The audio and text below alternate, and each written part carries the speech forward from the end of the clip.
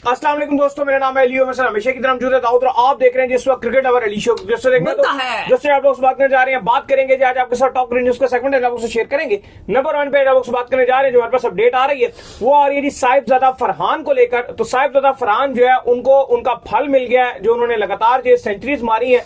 हम कहते हैं ना कि आप एक्स्ट्रा ऑर्डिनरी परफॉर्म करें, मौके आपके लिए बनेंगे। कहां पर मौका बना है इस पर बात करेंगे। बात करेंगे पीसीबी के मीडिया डायरेक्टर जो हेड थे समीउल हसन बर्नी साहब, वो अलविदा कह गए पीसीबी को। कितने ये दुख की बात और क्या मतलब इस वक्त जो है पाकिस्तान क्रिकेट बोर्ड ने खोया है, जरा इस पर बात करेंगे।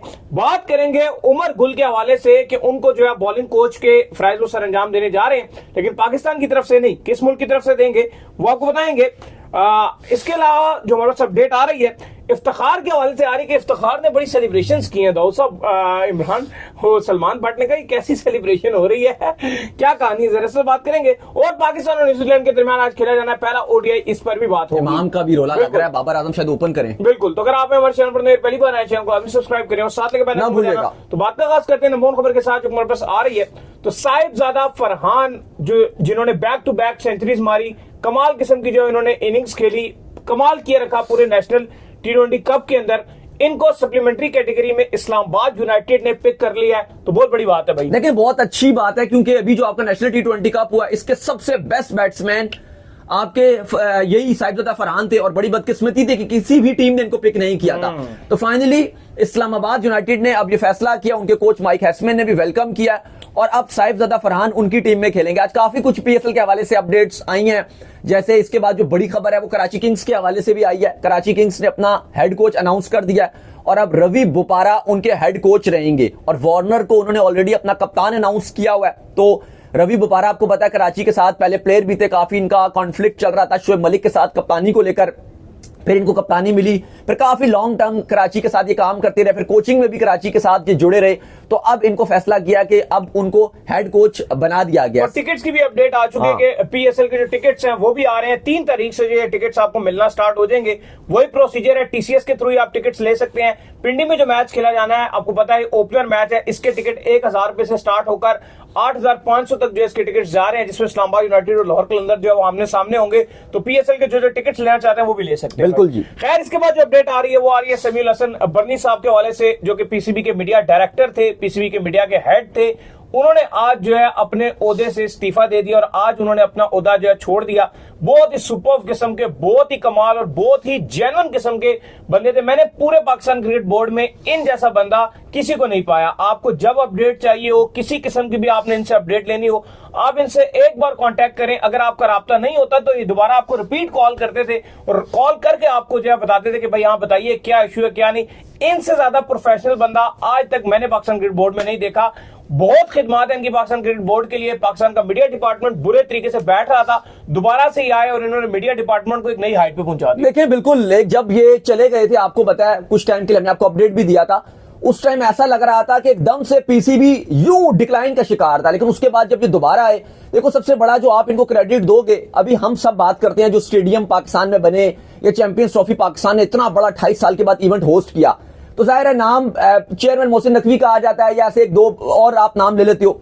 लेकिन ये एक बहुत ही स्ट्रॉन्ग डिपार्टमेंट संभाल रहे थे, क्योंकि आपको पता है कि डेडलाइन पीसीबी दे रहा था कि यार इस टाइम पे करना है, और जितना आपका मीडिया है उस सब में कुछ भी फेक खबरें कभी चलना शुरू हो जाती थी। भारतीय मीडिया की तरफ से बहुत कभी नेगेटिव खबरें चल रही थी, वहां पे कुछ जर्नलिस्ट बड़े प्रोपेगेंडास कर रहे थे, उसको हर लिहाज से जितना मेन स्ट्रीम मीडिया था सारा पीसीबी का सिर्फ यही, अगर आप कहें जो भी अपडेट्स चाहिए होती हैं या जो सच होता है वो ये बताते हैं। बहुत ही बड़ा नुकसान हुआ। सबसे बड़ी आप इन बंदे की आप ये देख सकते हैं कि कितना बड़ा ये बंदा प्रोफेशनल था कि आईसीसी का इस टाइम जो करंटली हेड है राजशेखर, वो भी इनके अंडर काम कर चुके हैं। 13 साल इन्होंने आईसीसी में काम किया है और ये नुकसान अगर ये गए हैं, जाहिर है अब उनकी भी आगे उन्होंने अपना फैमिली के साथ टाइम गुजारा, उन्होंने फैसला किया कि बस अब मैंने काम कर लिया, मैं जा रहा हूं। लेकिन अली साहब ये बात तो है कि ये नुकसान पीसीबी का हुआ है, क्योंकि इतना प्रोफेशनल बंदा जिस तरह से ये पीसीबी को और जो मीडिया डिपार्टमेंट को आगे लेकर गए थे। हम हमेशा ये बात करते हैं कि बीसीसीआई पाकिस्तान क्रिकेट बोर्ड से बहुत ऊपर नजर आता है, लेकिन अगर आप उनका मीडिया डिपार्टमेंट देखोगे तो इस टाइम पाकिस्तान क्रिकेट बोर्ड ने जो अपना मीडिया डिपार्टमेंट बनाया हुआ है, जिस तरह से अपडेट्स होती हैं या जिस तरह से हर चीज की प्रेस रिलीज जारी की जाती है, वो आपको इवन हमारे काफी जानने वाले हैं जो इंडियन जर्नलिस्ट हैं, वो भी ये बताते हैं कि भाई ये तो हम तक भी चीजें नहीं पहुंचाता बीसीसीआई, ना उसका मीडिया इस तरह से कोई भी अपडेट देता है। तो ये पाकिस्तान क्रिकेट बोर्ड के जो मीडिया डिपार्टमेंट है, समीर हसन बरनी साहब उसको नेक्स्ट लेवल पर ले गए थे। और यकीनन तौर पर अब जो भी कोई बंदा आए इनकी जगह, जो भी रिप्लेस करे, वो इनके फुट स्टेप्स को फॉलो लाजमी करे कि जिस तरह से इन्होंने काम किया। क्योंकि होता नॉर्मली ऐसा है कि जब एक प्रोफेशनल बंदा चला जाता है पाकिस्तान क्रिकेट बोर्ड में, फिर बाद में मुश्किलात में इजाफा और भाई बहुत इनकॉम्पिटेंट बंदे फिर बीच में लगा भी देते हैं। तो सबसे इंपॉर्टेंट बात यह है कि देखो ये वो बंदा था जिसको नौकरी शोकरी की जरूरत नहीं थी।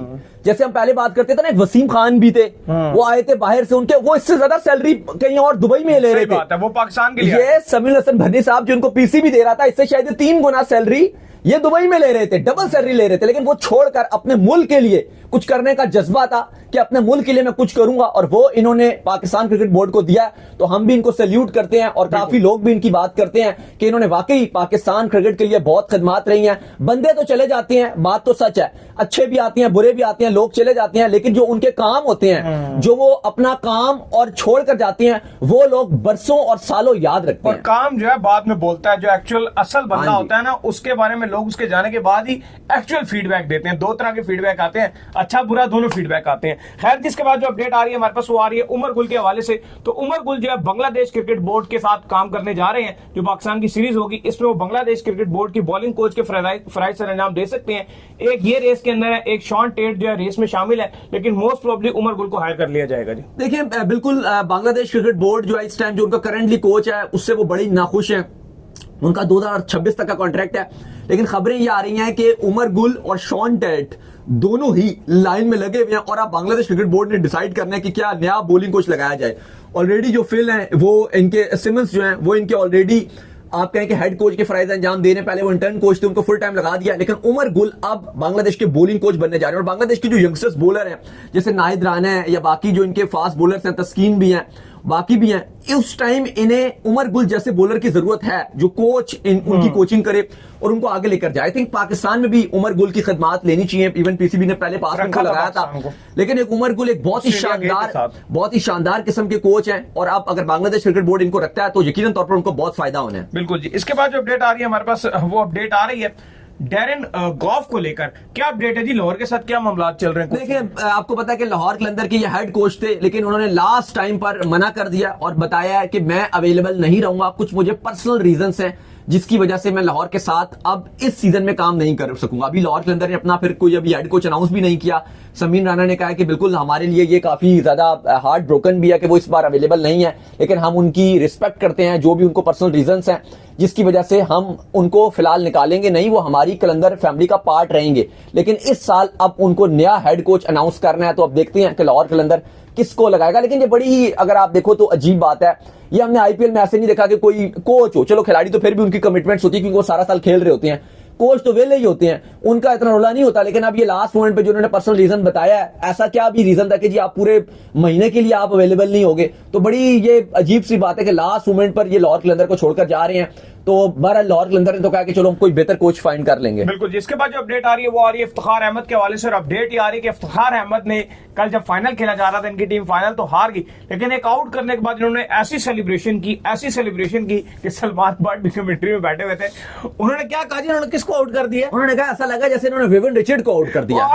ऐसे सेलिब्रेशन कर रहे थे कि पता नहीं क्या होगा। लास्ट टाइम भी आपको याद है डोमेस्टिक की जब इनकी टीम ट्रॉफी जीती थी, तो ये वो वाले पोज मार रहे थे, ये साथ जो है ना वो बैट पे ट्रॉफी को लिटा के वो वाले पोज मार रहे थे, वर्ल्ड कप जीत गए। नहीं, ट्रॉफी जीते नहीं थे, रनर अप की ट्रॉफी के साथ। सॉरी, रनर अप के साथ ये ऐसे पोज मार रहे थे जैसे वर्ल्ड कप जीत के आए हो। रोहित शर्मा वाले काम कर रहे थे ये। नहीं, वो तो रोहित शर्मा ने तो वर्ल्ड कप जीता था, चलो ये डोमेस्टिक कर जीत के कर लेते, चलो ये डोमेस्टिक टूर्नामेंट जीत के कर लेते। इफ्तिखार आई डोंट नो कि पता नहीं इतना इमेच्योर बिहेवियर किस तरह से दिखाते हैं। विकेट ली थी उन्होंने कामरान गुलाम की। आज भी उन्होंने इतना ये जो आज भी वीडियो उनकी तस्वीरें वायरल हो रही है, जो रनर अप की उनको ट्रॉफी मिली है अभी भी, उसकी भी उन्होंने खूब तस्वीर बनाई है। यार अगर आप जीते हो तो वो चलो अच्छी भी लगती है। रनर अप के साथ कौन उस तरह से इतना वो रात को सोता है और अपने साथ अपने ब्लैंकेट में उसको ट्रॉफी को रख के सोता है और फिर सुबह उठ के पहली सेल्फी लगाता है। मतलब ये बड़ी अजीब इमेच्योर बिहेवियर है ना, और ये आप मैसेज बड़ा गलत दे रहे हो। देखो, इफ्तिखार को ऐसे डोमेस्टिक का खिलाड़ी तो नहीं है, उसने पाकिस्तान की नुमाइंदगी की है, इंटरनेशनल खिलाड़ी है, पाकिस्तान की तरफ से आईसीसी इवेंट्स में खेल चुका है, एक बड़ा नाम है यार इफ्तिखार क्रिकेटर। लेकिन अगर वो इस तरह की हरकतें कर रहे हैं, बड़ा अजीब लगता है कि जिस तरह से उन्होंने विकेट भी ली एक खिलाड़ी की डोमेस्टिक में, और जिस लेवल की वो सेलिब्रेशन कर रहे थे, इवन बैटर ख्वास्ते हुए जा रहे थे कि इसको क्या हो गया। तो बड़ा अजीब इफ्तिखार का बिहेवियर है।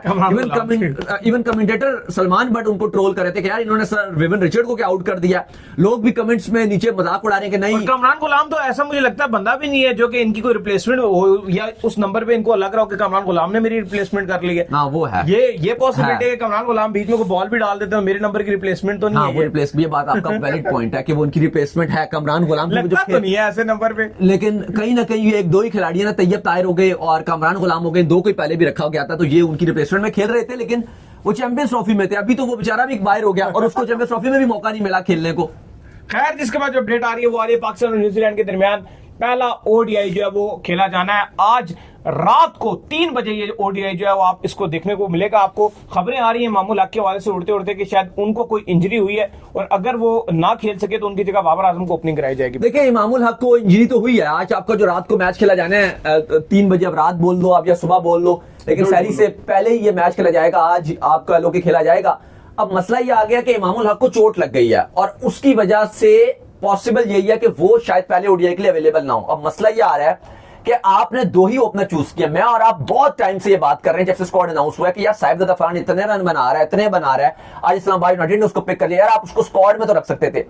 अब वही फिर टीम के पास बैकअप ऑप्शन यही है कि पहले ही कहा जा रहा था कि बाबर आजम 3 पे खेलेंगे, तो अब टीम मैनेजमेंट ने यही डिसाइड किया है कि अगर इमाम फिट ना हुए तो अब्दुल्ला शफीक के साथ फिर बाबर आजम को ओपनिंग करवा दी जाएगी और उस सिनेरियो में जो 11 है उसके अंदर तैयब ताहिर को इंक्लूड कर दिया जाएगा। फिर आपकी प्लेइंग 11 ऐसे बनेगी अगर इमामुल हक अवेलेबल नहीं रहते हैं, जिसके कभी इम्कान है कि वो अवेलेबल नहीं रहेंगे, तो फिर ओपनिंग अब्दुल्ला शफीक और आपके बाबर आजम कर लेंगे। नंबर 3 पे फिर आपके रिजवान को आप फिर भेजोगे। नंबर 4 पे आप फिर सलमान अली आगा को भेज दोगे। 5 पे आप फिर इरफान खान न्याजी को भेज दोगे। फिर आप खुदिल शाह को भेज दोगे और तैयब ताहिर को आप भेजोगे। तो फिर इस तरह से आपने प्लेइंग 11 बनाओगे। फिर जो आपके बॉलर्स हैं, एक हारिस रऊफ खेलेंगे, एक नसीम शाह खेलेंगे और एक वसीम जूनियर और आकिब जावेद में से आप एक को खिला लोगे और फिर सुफियान मुकीम के इम्कान नजर आ रहे हैं कि आप उनको 11 में उतारोगे। तो ये फिर पाकिस्तान अपनी 11 उतारेगा पहले ओडीआई में अगेंस्ट न्यूजीलैंड। तो उम्मीद करते हैं आज हमारे शो आपका वीडियो को लाइक कीजिए, हमारे चैनल को सब्सक्राइब कीजिए, साथ ही बेल आइकन को बजाइए। एक और काम कर लीजिए और वो ये कर लीजिए, इंस्टाग्राम के ऊपर आप जाइए और जाकर इनको फॉलो कीजिए। इंस्टाग्राम पे मुझे फॉलो कर लीजिए, वहां पे मैं मौजूद हूं दाऊद क्रिकेट के नेम से। अगर आपको कोई सवाल हो तो भेजिएगा और इनको भी फॉलो कीजिए। मुझे फॉलो कीजिए ऑफिशियल के नाम से, लिंक डिस्क्रिप्शन में मौजूद है, जाइए फॉलो कीजिए। फिर आपसे नेक्स्ट वीडियो, अल्लाह हाफिज, ख्याल रखिएगा।